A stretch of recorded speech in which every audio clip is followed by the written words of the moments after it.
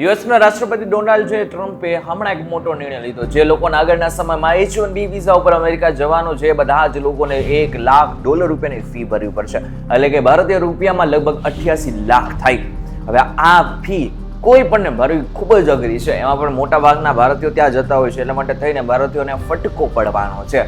પરંતુ હવે આગળના સમયમાં મૂંઝાવાની બિલકુલ જરૂર નથી, કારણ કે જો તમે અમેરિકા નથી જઈ શકતા તો તમે કેનેડા જઈ શકવાના છો, કારણ કે કેનેડાએ પોતાની નીતિ બદલી નાખી છે, જેને જ કારણે હવે આગળના સમયમાં તમને કેનેડામાં નોકરી મળવાની છે. કેનેડા આ તકની રાહ જોઈને જ બેઠું હતું કે ક્યારે અમેરિકા કોઈ મોટો નિર્ણય લે અને તે આ તકને ઝડપી લે. ત્યારે શું છે આખી માહિતી જાણીશું આજના ખાસ વિડીયોમાં.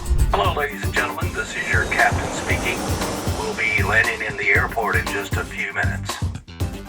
What's up guys, welcome to Wait to Videos અને માય મિસ કરણ ચડોતરા. હવે તમને જણાવી દઉં કે 70% કરતાં પણ વધારે જેટલા પણ ભારતીયો છે ને બધા જ લોકો અમેરિકા જવાનું પસંદ કરતા હોય છે, અને એ પણ પાછું H-1B વિઝા ઉપર. પહેલા જે H-1B વિઝાની ફી હતી ને એ માત્ર ને માત્ર 6.5 લાખથી લઈને 7.5 લાખ રૂપિયા સુધીની હતી. અને આ બધામાં ઘણા બધા લોકો ત્યાં પહોંચી પણ ગયા અને ઘણા બધા લોકોને તો ગ્રીન કાર્ડ પણ મળી ચૂક્યો છે. પરંતુ હવે ડોનાલ્ડ જે ટ્રમ્પ એવું ઈચ્છતા જ નથી કે ત્યાં બધા જ લોકો પહોંચે. તેમને એવી ઈચ્છા છે કે હવે માત્ર એવા લોકો પહોંચે કે જે લોકો પાસે હાઈ સ્કિલ છે, જે લોકોની સેલેરી ઓલરેડી વધારે છે, બધા જ લોકો ત્યાં પહોંચે એવી એમની ઈચ્છા છે. બાકી કોઈ પણ ત્યાં પહોંચવું ન જોઈએ. એટલા માટે થઈને તેમને એક નવો નિર્ણય લીધો. હમણાં એ નિર્ણય ઉપર તેમને સહી પણ કરી છે, અને એ છે કે હવે આગળના સમયમાં જે લોકોને H-1B વિઝા ઉપર ત્યાં પહોંચવું છે ને બધા જ લોકોને હવે $1 લાખ રૂપિયાની ફી એટલે કે લગભગ 88 લાખ રૂપિયા ભરવા પડશે. તમે વિચાર કરો, 88 લાખ રૂપિયા. કોઈ પણ વ્યક્તિ હવે આગળના સમયમાં જે પણ કઈ કંપની હશે એ ભારતીયોને પસંદ નહીં કરે.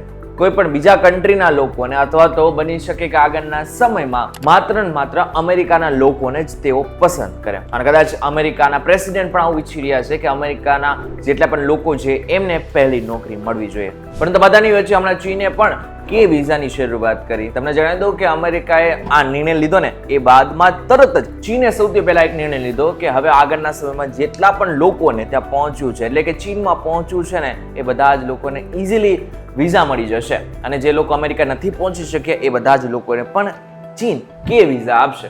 હવે કે વિઝા સામાન્ય રીતે શું છે, જે લોકોને વર્ક પરમિટ જોઈએ છે ને એ બધા જ લોકોને આ કે વિઝા મળી શકે છે, અને ખૂબ જ ઓછી કિંમતે આ કે વિઝા મળવાના છે. પરંતુ આ બધાની જ વચ્ચે એક નવા સમાચાર સામે આવ્યા જે ખૂબ જ મહત્વના છે, કે જે તમને કામ આવી શકે છે, અને એ છે કે હવે કેનેડાએ પણ આ નિર્ણય લીધો છે. કેનેડામાં પણ તમે હવે કામ કરી શકવાના છો. તમને ખબર હશે કે આજકાલ કેનેડાને લઈને આપણા જે સમાચાર છે એ ખૂબ જ વાયરલ થતા હોય છે. કેનેડા સતત આપણા વિરુદ્ધમાં ઘણા બધા નિર્ણય લેતા હોય છે, પરંતુ હમણાં જ અમેરિકન પ્રેસિડેન્ટે જે નિર્ણય લીધો એને જ કારણે હવે આગળના સમયમાં કેનેડાને એવું લાગ્યું કે આ તક છે ઝડપી લેવાય, એટલા માટે થઈને તેમને આ તક ઝડપી છે. જે અમેરિકામાં ટેક ઉદ્યોગ ઉપર આની અસર થવાની છે, તો બીજી બાજુ એમેઝોન, માઇક્રોસોફ્ટ અને ગૂગલ જેવી કંપનીઓનો ખર્ચ વધશે. એટલા માટે થઈને મોટા ભાગના જેટલી પણ કંપનીઓ છે એવું ઈચ્છે છે કે ભારતીયોને નહીં પરંતુ અમેરિકાને પસંદ કરે. પરંતુ હવે મહત્વની વાત તો એ છે કે કેનેડાએ પણ નિર્ણય લીધો છે. કેનેડામાં પણ એમેઝોન અને માઇક્રોસોફ્ટ જેવી કંપનીઓ છે, અને હવે આગળના સમયમાં તેઓ ભારતીયોને હાયર કરી શકે છે. કેનેડાની સરકારે વિદેશી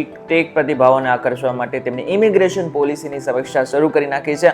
કેનેડાની ગ્લોબલ ટેલેન્ટ સ્ટ્રીમ જેવી યોજનાઓ ટેક પ્રોફેશનલને ઝડપથી વર્ક પરમિટ આપે છે, અને આના જ કારણે આગળની સંખ્યા બની શકે હજારોની સંખ્યામાં લોકોને આ વિઝા મળી જાય. ત્યારે હવે તમને ખબર પડી ગઈ હશે કે અમેરિકા જો કેન્સલ કરી નાખ્યું છે તો તમારી પાસે બીજો વિકલ્પ છે, અને એ છે કે વિઝા એટલે કે ચીનના વિઝા. અને જો ચીનના વિઝા નથી જોઈતા તો તમારી પાસે હજુ એક ઓપ્શન છે, અને એ છે કેનેડાના વિઝા. હવે આ ત્રણમાંથી તમે કયો દેશ પસંદ કરો છો? તમને શું લાગે છે કયા દેશમાં ખરેખર જવાય? તમને શું લાગે છે કયા દેશમાં ન જવાય? અમને જરા કમેન્ટ કરીને ચોક્કસથી કહેજો. વિડીયો થકી જો તમને કોઈ ઇન્ફોર્મેશન મળી તો વિડીયોને લાઈક અને શેર જરૂરથી કરજો. તો તાજા ઇન્ફોર્મેટિવ વિડીયોઝ માટે VTV ડિજિટલ સાથે જોડાયેલા રહેજો.